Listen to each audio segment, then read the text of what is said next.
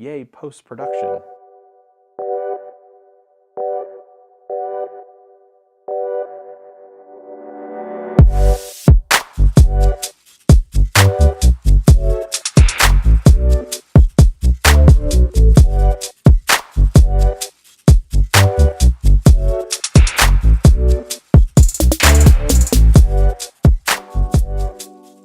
What's up everybody, this is Scott and welcome back to another video. Well, I love taking pictures and videos. You probably know this already. As a matter of fact, you've probably been checking out my Instagram, which you can find here. The reason I sent you over there was because the last couple weeks I've been using this new phone lens from Lemuro, L-E-M-U-R-O. They make these lenses that attach to your iPhone, much like that of the Moment lenses. With that being said, today's video is about the tele, the wide, the macro, and the fisheye, plus the case for the iPhone X for the Lemuro lenses. So according to the website, which I have pulled up in front of me right now, they make cases for the iPhone X and iPhone XS, the 7 Plus, 8 Plus, the 7 and the 8, the iPhone XR, and the iPhone XS Max. Man, iPhone, you really got to work on the XS thing. That's really hard to say in a video. Full disclosure, you need the case for the lens to attach to the phone. Period. End of story. If you don't have the case, this will not work for you. It's just like the Moment lenses, just like the Rhino Shield. You have to have the specific adapter that comes with their specific case. I had a chance to check out the black leather case, and according to the website, they have a black leather, a glossy black, a glossy red, tangerine leather, and a tanned leather. The buttons are super nice and clicky. The black leather is actually quite nice to the touch. Check out the Lemuro branding that they have up by the lenses itself. That's what you need in order to attach the threaded lens to your particular phone. Now, all the lenses on their website, you can choose from two different colors. They're both aluminum or aluminum here in the United States. They come in black and silver.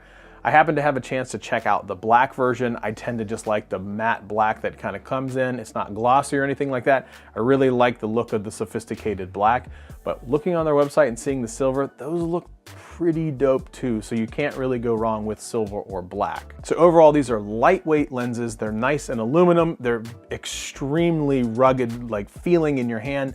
They're nice and heavy, but not too much when you're using your smartphone for anything like that.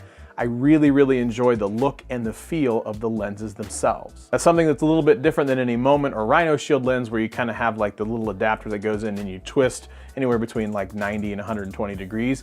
These screw in much like you would like a light bulb or something like that. So one thing you have to be cognizant of, do not over tighten. You're gonna also wanna take the time to specifically make sure that you're threading it the right way. So starting with that macro, you get 10x magnification ratio, and you can see in some of these images right here, you've got to get incredibly close in order to actually get any type of focus on the object at hand. They do come with this shroud that you can put on the lens itself to really kind of show you how far you have to be.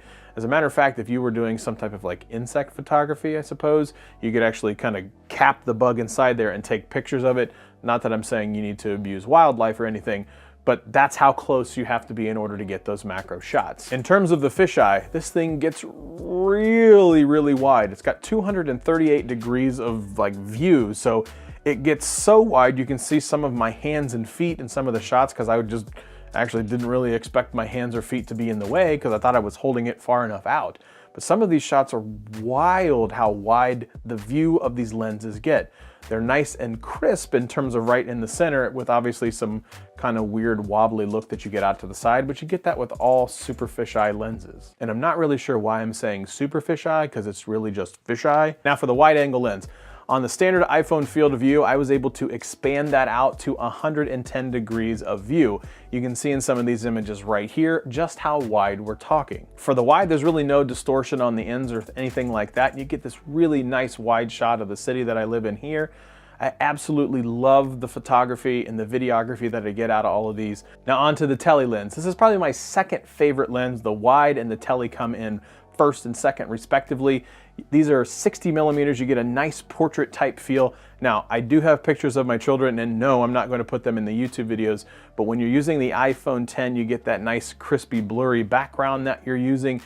And these images were just an absolute stunner when it came to that particular bit. I've used these for some of the photos that you can see right here, but what really stands apart is when you're taking pictures of people when you're using the tele lens from Lemuro. So one thing to note about the iPhone 10, obviously you know it has a top and a bottom lens. You can take it off the top lens, put it on the bottom lens, and now you have basically 120 millimeters of zoom right there. If you need to get that like super high-end portrait look, you can use either lens, the top or the bottom.